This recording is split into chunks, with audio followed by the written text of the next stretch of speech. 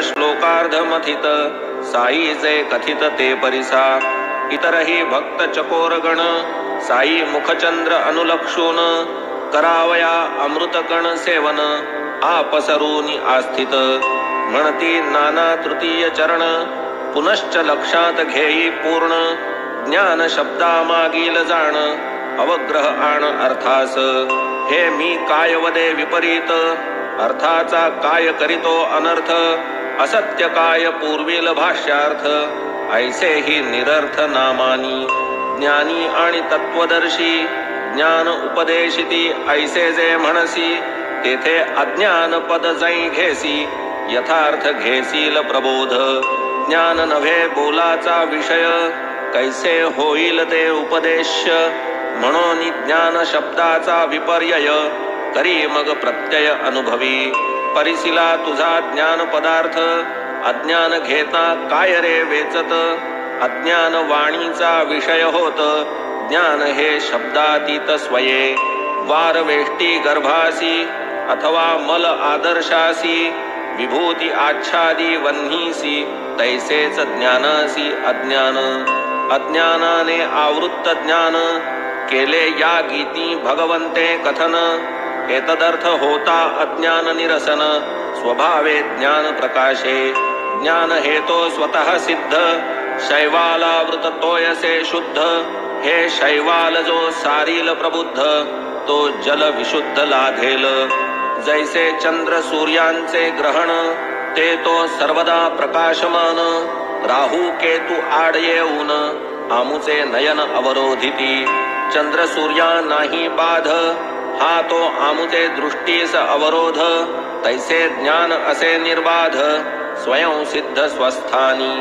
डोळा करी अवलोकन तयाची देखणी शक्ती ते ज्ञान वरी पडळ वाढे ते अज्ञान तयाचे निरसन आवश्यक ते पडळ अथवा सारा हस्तकौशल्ये दूर सारा देखणी शक्ती प्रकट करा अज्ञान तिमिरा झाडोनी पहा हे सकल दृश्यजात अनिर्वचनीय माया विजृंभित हीच अनादि अविद्या अव्यक्त अज्ञान विलसित ते हेच ज्ञान ही वस्तू जाणावयाची नव्हे ती विषय उपदेशाची प्रणिपात परिप्रश्न सेवा हीची गुरुकृपेची साधने विश्वाचे सत्यत्व महाभ्रम हेची ज्ञानावरण तम निरसूनी जावे लागे प्रथम प्रज्ञान ब्रह्म प्रकटे तै संसार बीजचे अज्ञान डोळा पडता गुरुकृपांजन पुढे मायेचे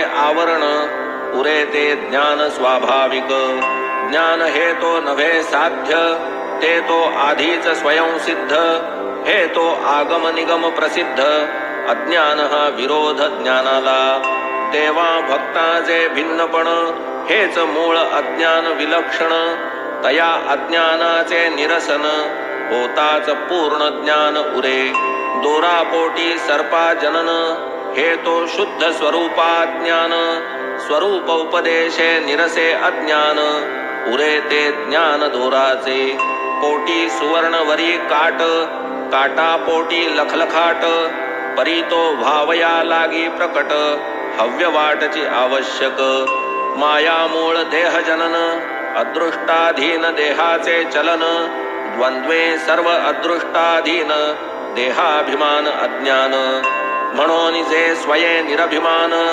तयान सुख दुःखाचे भान विरे जै अहंकाराचे स्फुरण तैच अज्ञान निरास स्वस्वरूपाचे अज्ञान तेच मायेचे जन्मस्थान होता गुरुकृपा माया निरसन स्वरूप ज्ञान स्वभावे एका भगवत भक्ती वीण किमर्थ इतर साधनी क्षीण ब्रह्मदेव ही माये अधीन भक्तीच सोडवण तयाही हो का ब्रह्मसदन प्राप्ती भक्ती वाचूनी नाही मुक्ती तेथेही चुकल्या भगवत भक्ती पडे तो पुनरावृत्तीत तरी भावया माया निरसन उपाय एक भगवत भजन भगवत भक्ता नाही पतन भवबंधन ही नाही तया जन म्हणती माया लटकी परीती आहे महाचेटकी ज्ञानिया फसवी घटको घटकी भक्त नाचविती चुटकीवरी.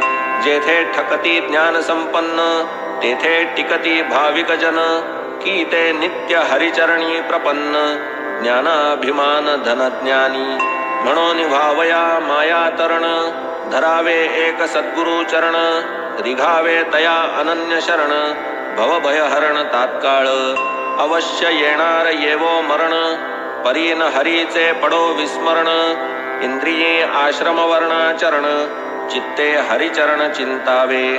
रथ जैसा जुंपल्या हयी तैसेच हे शरीर इंद्रिये. मनाच्या दृढ प्रग्रही बुद्धी निग्रही निज हस्ते. मन संकल्प विकल्प भरी धावे यथेष्ट स्वेच्छा विहारी. बुद्धी त्या निज निश्चये निवारी लगाम आवरी निज सत्ता. बुद्धी सारिखा कुशल नेता ऐसा सारथी रथी असता. रथस्वामीसी काय चिंता स्वस्थ चित्ता व्यवहरे. देहगत सकल कार्य हे बुद्धीचे निज कर्तव्य. ऐसी मनासी लागता सवय सर्व व्यवसाय हितमय. शब्द स्पर्श रूपादि विषय येणे मार्गे लागल्या इंद्रिय. होईल व्यर्थ शक्ती क्षय पतन भय पदोपदी.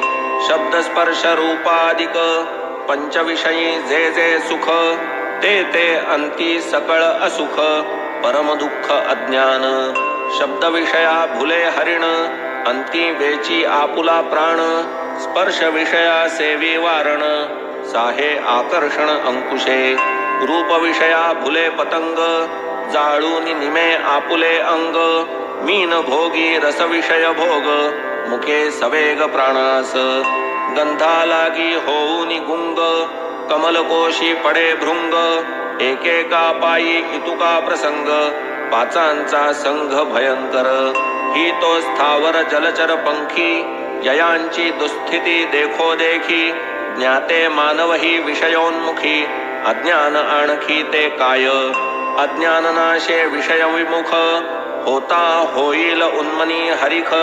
जीव ज्ञान स्वरूपोन्मुख आत्यंतिक सुख लाधेल.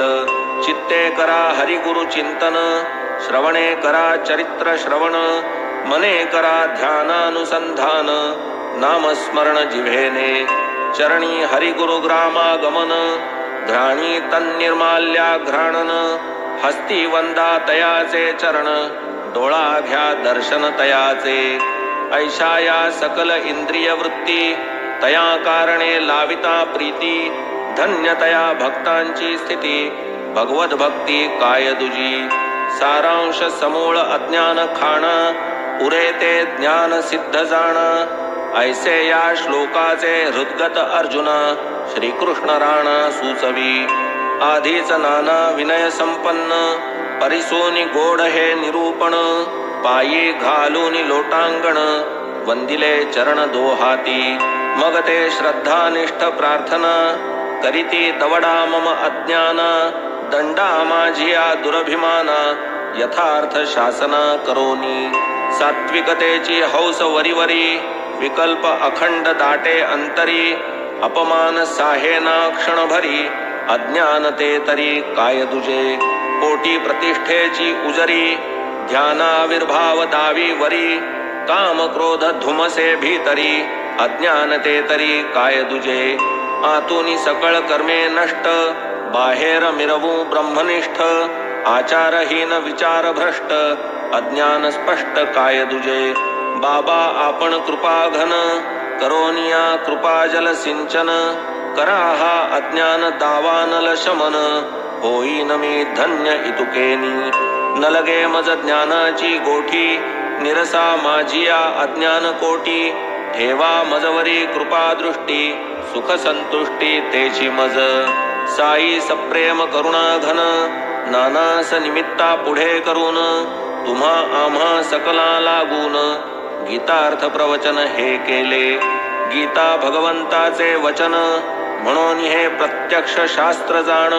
कालत्रयीही याचे प्रमाण कधीही अवगणन होता नये. परी अत्यंत विषयासक्त अथवा जो खरा जीवनमुक्त. या दोघांसीही न लगे शास्त्रार्थ मुमुक्षु प्रीत्यर्थ या जन्म. विषयपाशी दृढ आकळीला कधी पावेन मी मुक्ततेला ऐसे वदतिया मुमुक्षूला तारावयाला ही शास्त्रे पाहुनी ऐशा निज भक्ताला संतांस जेव्हा येतो कळवळा काढून काही निमित्ताला उपदेश अवलीला प्रकटिती देव अथवा गुरु पाहे भक्ता अधीन सर्वस्वी राहे भक्त कल्याण चिंता वाहे साकडी साहे तयांची आता एक दुजे लहान करीतो साईंचे वृत्त कथन कैसी एखाद्या कार्याची उठावण करिता नकळतपण दाविती असो सानवाते मोठे खरे कारण कधीही न फुटे कार्य मात्र हळूहळू उठे वाच्यता न कोठे केव्हाही